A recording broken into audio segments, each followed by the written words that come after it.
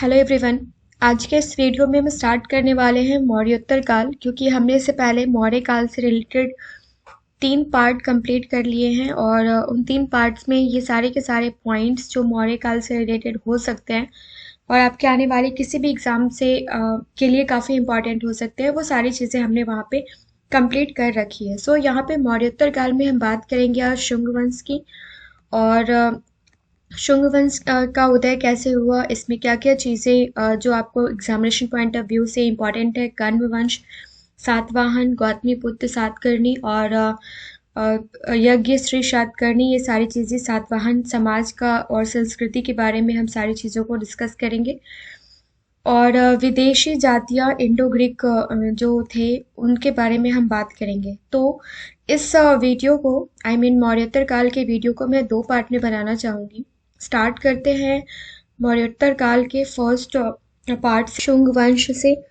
मौर्योत्तर काल की शुरुआत कहाँ से हुई थी? तो ये सबसे पहले तो आपको पता होना चाहिए कि मौर्य वंश के जो अंतिम शासक थे बृहदत्त, उनकी हत्या कर दी थी किसने? पुष्यमित्र शुंग ने, और यहाँ से शुंग वंश की स्थापना कर दी थी।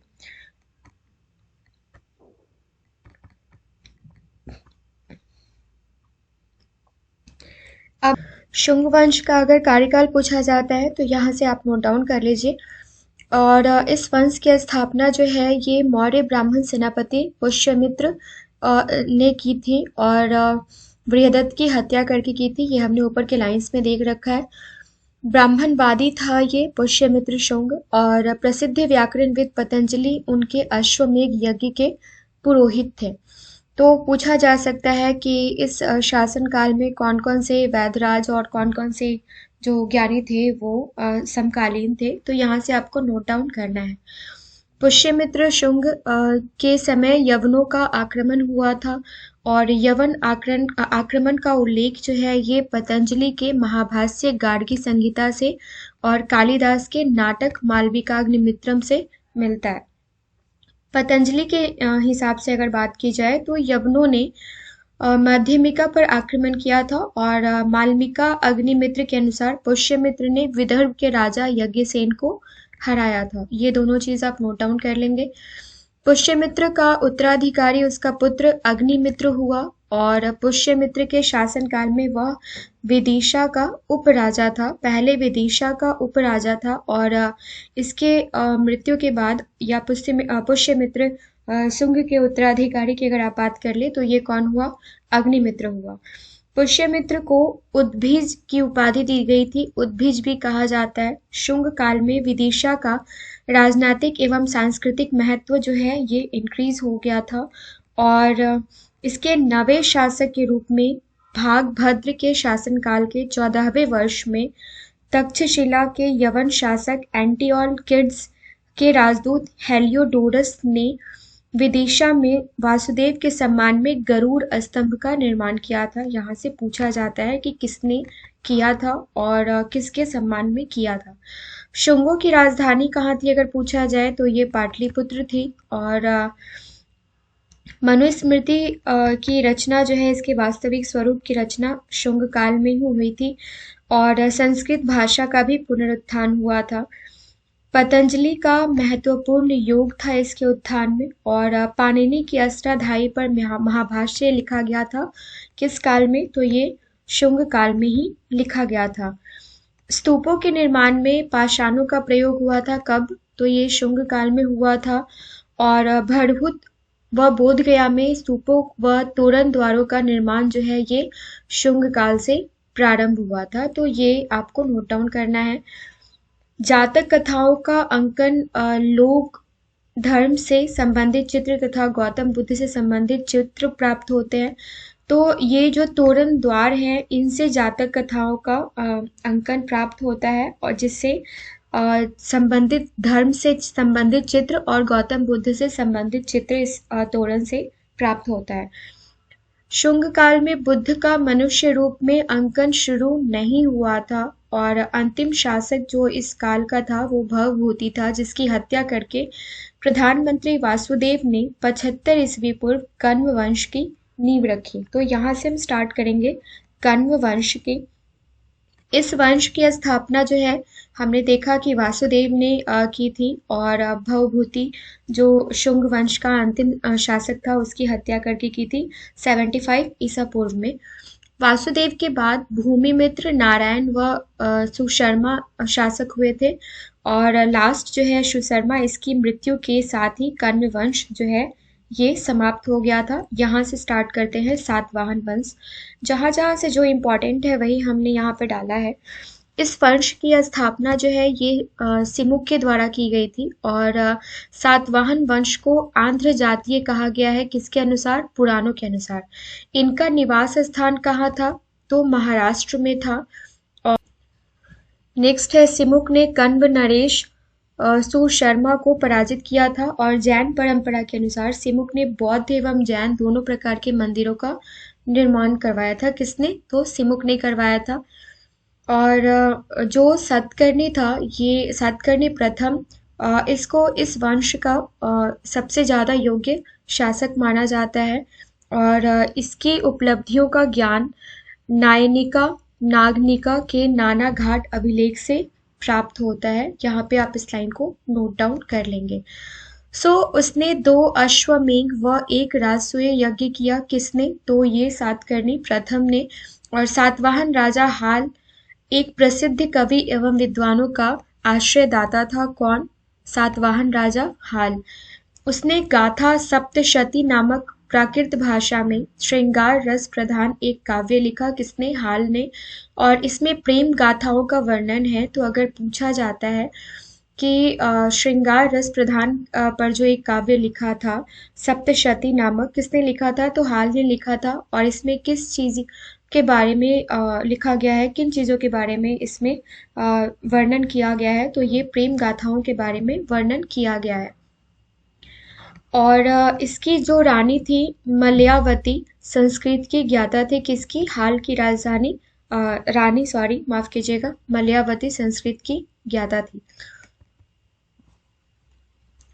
बात करते हैं गौतमीपुत्र सातकर्णी की। यह इस वर्ष का 23वां और सबसे महान शासक था। इससे आगमन निलय अर्थात वेदों का आश्रय भी कहा जाता है। और गौतमीपुत्र सातकर्णी के अभिलेखों के अनुसार उसके घोड़े 3 समुद्रों का पानी पीते थे। और वशिष्ठ पुत्र पुलुवामी के कुछ सिक्कों पर 2 पतवारों वाले जहाज का चित्र मिलता है। तो ये पॉइंट आपको नोट डाउन कर लेना है। फिर विशिष्टि पुत्र पुलुवामी की बात कर लेते हैं।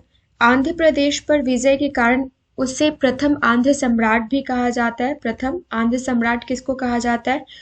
विशिष्टि पुत्र पुलुवामी को। पुलुवामी ने अपनी राजधानी गोदावरी नदी के किनारे प्रतिष्ठान को बनाया था, और पुलुवामी ने अमरावती के स्तूप के चारों ओर विशिष्टिनी का निर्माण कर स्तूप को संवर्धित किया था। और पुलुवामी शक और शासक रुद्रदामन से पराजित हुआ, लेकिन इसने रुद्रदामन की पुत्री से विवाह कर अपनी स्थिति मजबूत कर ली। कन्हेरी अभिलेख में इसका वर्णन आपको देखने को मिलता है। वशिष्टि पुत्र पुलुवामी के अभिलेख ही सातवाहन वंश के आंध्र प्रदेश में पाए जाने वाले सबसे प्राचीन अभिलेख है। कौन से? विशिष्टि पुत्र पुलुवामी के अभिलेख। पुराणों में पुलुवामी को पुलुमा कहा गया है, और नासिक अभिलेख में उसे दक्षिणा पथेश्वर कहा गया है। ये प्रतिष्ठान जगह जो है ये महाराष्ट्र में पाया जाता है, याद रखिएगा। यज्ञश्री सातकर्णी के बारे में देखते हैं। इस वंश का अंतिम महत्वपूर्ण शासक था, और सातवाहन वंश का। उसने शकों द्वारा जीते गए भूभाग को पुनः जीता था, और इसके सिक्कों पर जहाज के चित्र बने हुए थे, जो इसके समुद्र प्रेम व व्यापार के प्रति लगाव को दर्शाता है। मछली व शंख के चित्र भी यज्ञ श्री सातकर्णी के सिक्कों पर देखने को मिलते हैं। ओके, सातवाहन समाज, संस्कृति व प्रशासन के बारे में बात कर लेते हैं। ये लोग कुषाणों की भांति सोने के सिक्के नहीं विख्यात कर पाए थे, नहीं चला पाए थे, और सोने का प्रयोग बहुमूल्य धातु के रूप में किया जाता था इस काल में। अधिकांश सिक्के जो हैं इस काल के, ये किसके होते थे? शीशे के होते थे। और सातवाहनों ने पोटीन, तांबे व कांस्य मुद्रा भी चलाई थी। ये हमने प्राचीन मुद्रा वाले वीडियो में कवर कर रखा है। भारी मात्रा में मिले सातवाहन एवं रोमन सिक्कों से बढ़ते हुए व्यापार की ओर संकेत मिलता है और कपास का भारी मात्रा में उत्पादन होता था इस सातवाहन समाज में। भरूच जो कि गुजरात से रिलेटेड है, गुजरात से रिलेटेड जगह है, इस समय प्रमुख बंदरगाह व व्यापारिक केंद्र था। व्यापार में किस किस सिक्कों का प्रयोग होता था, तो ये चांदी व तांबे के सिक्कों का प्रयोग होता था और उसे क्या कहते थे, तो काशाडपन कहते थे। ये सारी चीजें हमने देख रखी है। सातवाहन काल में छिन्न भिन्न होती वर्ण व्यवस्था को फिर से स्थापित किया गया था और ये 4 जातियों में बटा था जिसका आधार जो है ये व्यवसाय था। ओके। सातवाहन कालीन समाज व प्रशासन में मातृसत्तात्मक ढांचा था। इस काल की 2 रानियां नागनिका और गौतमी बलश्री ने प्रशासन में सक्रिय रूप से भाग लिया था। ये नाम नोट कर लीजिएगा। ब्राह्मणों को भूमिदान देने की प्रथा को सातवाहनों ने प्रारंभ किया, हालांकि इन्होंने अधिकतर भूमिदान बौद्ध भिक्षु को दिया था। इस भूमिदान की प्रथम प्रशासनिक विकेंद्रीकरण एवं सामंतवाद को इसी ने जन्म दिया था और क्योंकि गुप्त एवं गुप्तोत्तर काल में प्रशासनिक अधिकारियों को भी वेतन के बदले में करमुक्त भूमि दान की जाती थी। सातवाहन प्रशासन मौर्य प्रशासन की अनुकृति है और उनके समय में झीलों को मौर्य काल की तरह आहार कहा गया था। क्या कहा गया था, तो आहार कहा गया था। और गांव का प्रशासन ग्वाल्मीक कहा जाता था। ग्वाल्मीक सैनिक टुकड़ी का प्रधान होता था। सामंतों की 3 श्रेणियां होती थी और वो कौन कौन सी, तो प्रथम श्रेणी राजा, द्वितीय श्रेणी में महाभोज और तृतीय श्रेणी में आते थे सेनापति। व्यापारियों एवं शिल्पियों की बात करें तो महायान बौद्ध धर्म प्रचलित था इन लोगों के बीच में और समाज में वैष्णव एवं शिव धर्म की प्रधानता थी। ईंटों के मंदिर का सर्वप्रथम निर्माण इक्ष्वाकुओं ने किया था और इस समय का सबसे महत्वपूर्ण चैत्य कारलेख एवं स्तूप अमरावती का है। शिल्पियों में ग्रंथियों का बार बार उल्लेख मिलता है। गंधिक इत्र बनाते थे और सातवाहनों की राजकीय भाषा जो है ये प्राकृत थी और लिपि ब्राह्मी थी। ये सारी चीजें कंप्लीट करने के बाद हम देखेंगे विदेशी जातियां जिसमें इंडो ग्रीक के बारे में सारी की सारी चीजें देखेंगे और पार्थियन या पल्लव यहाँ से हम स्टार्ट करेंगे और शक वंश हम देखेंगे। आगे के जो भी वंश हैं वो हम नेक्स्ट वीडियो में कंप्लीट करेंगे। सिकंदर के बारे में हमने सारे के सारे फैक्ट्स डिस्कस कर रखे हैं। अब हम इंडो ग्रीक देखने वाले हैं जिसमें याद रखना है हमें कि पश्चिमी एशिया में सेल्यूकस ने अपना प्रभुत्व स्थापित कर लिया था सिकंदर की मृत्यु के बाद और उसके पौत्र एंट्रियोक्स के समय में बैक्टीरिया और पार्थिया ने 250 ईस्वी पूर्व में विद्रोह करके स्वतंत्रता प्राप्त कर ली थी। जिसका शासक कौन था, तो ये डियोडोटस प्रथम था। अब जब सिकंदर का आक्रमण हुआ उसके बाद भारत के उत्तर पश्चिम में बैक्टीरिया में यूनानी बस्ती बसा दिया गया था और जिन्हें प्राचीन भारतीय साहित्य में यवन कहा जाता है। डेमेट्रियस ने 183 ईसा पूर्व के लगभग भारतीय सीमा में प्रवेश कर पंजाब के कुछ भाग को जीतकर सियालकोट को अपनी राजधानी बनाई थी और डेमेट्रियस प्रथम इंडो ग्रीक शासक था। इसने भारत में अपना राज्य स्थापित किया और यूनानी तथा खरोष्टी दोनों लिपियों वाले सिक्के चलाए। तो अगर हमसे पूछा जाता है कि यूनानी तथा खरोष्टी लिपि वाले सिक्के किसने चलाए, तो ये डेमेट्रियस प्रथम जो कि इंडो ग्रीक शासक था इसने चलाया। डेमेट्रियस के बाद यूक्रेटाइड्स ने भारत के कुछ हिस्सों को जीता और तक्षशिला को अपनी राजधानी बनाया इसने। सबसे प्रसिद्ध यवन शासक मिनांडर था। यह डेमेट्रियस कुल का था। तो इसे भारतीय बौद्ध साहित्य में मिलिंद कहा गया है। किसको? जो सबसे प्रसिद्ध यवन शासक मिनांडर था उसको बौद्ध साहित्य में मिलिंद की उपाधि दी गई है। इसने बौद्ध भिक्षु नागसेन से बौद्ध धर्म की दीक्षा ग्रहण की थी। किसने? मिलिंद ने, मिनांडर ने। प्रसिद्ध ग्रंथ मिलिंद पन्हु में नागसेन व मिनांडर की दार्शनिक वार्ता संकलित है। मिनांडर की राजधानी कहाँ थी? तो ये साकल थी और इंडो ग्रीक शासकों से पूर्व भारतीय सिक्कों पर राजा का नाम व तिथि उत्कीर्ण नहीं किया जाता था। ये चीजें आपको जाननी जरूरी है। आगाथोक्लिस जो है, जो इंडो ग्रीक शासक था, इसके कुछ सिक्कों पर वासुदेव तथा बलराम की आकृतियां देखने को मिलती है। इंडो ग्रीक शासकों ने सर्वप्रथम लेख वाले सिक्के तथा सोने के सिक्के जारी किए। भारत में सर्वप्रथम सोने के सिक्के किसने चलाए? तो यवनों ने चलाए थे। यवन शासक ने चलाए थे, मिनांडर ने चलवाए थे। मिनांडर की कांस्य मुद्राओं पर धर्म चक्र का चिन्ह मिलता है। ये सारे के सारे पॉइंट्स आने वाले किसी भी एग्जाम के लिए काफी इंपॉर्टेंट है। मिनांडर ने पारिभाषिक लेख युक्त मुद्राएं चलाई थी और ग्रीक आक्रमण में भारतीय ज्योतिष, सिक्कों, नाटक एवं कला, विशेषतः मूर्ति कला पर प्रभाव डाला। गांधार मूर्ति कला स्पष्टतया यूनानी प्रभाव से प्रेरित है और महाभारत में यमुना को सर्वज्ञ यवन कहा गया है तथा यह कहा गया है कि यद्यपि यवन मलेच्छ हैं किंतु अपने ज्ञान के कारण पूजनीय है। ओके, तो ये हमने इंडो ग्रीक के बारे में देखा। पार्थियन या पल्लव वंश के बारे में इसके बाद देखते हैं। इनका मूल निवास जो है ये कहा था, ये था ईरान, और भारतीय साहित्य में इनको शकों के साथ उल्लेखित किया गया है तथा दोनों को शक पल्लव कहा गया है।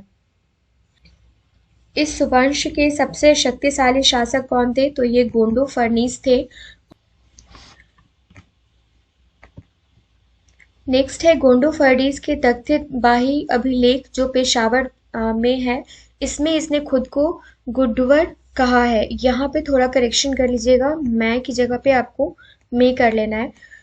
उसके शासनकाल में सेंट थॉमस ईसाई धर्म का प्रचार करने भारत आया था और इस साम्राज्य का अंत कुषाणों द्वारा हुआ था।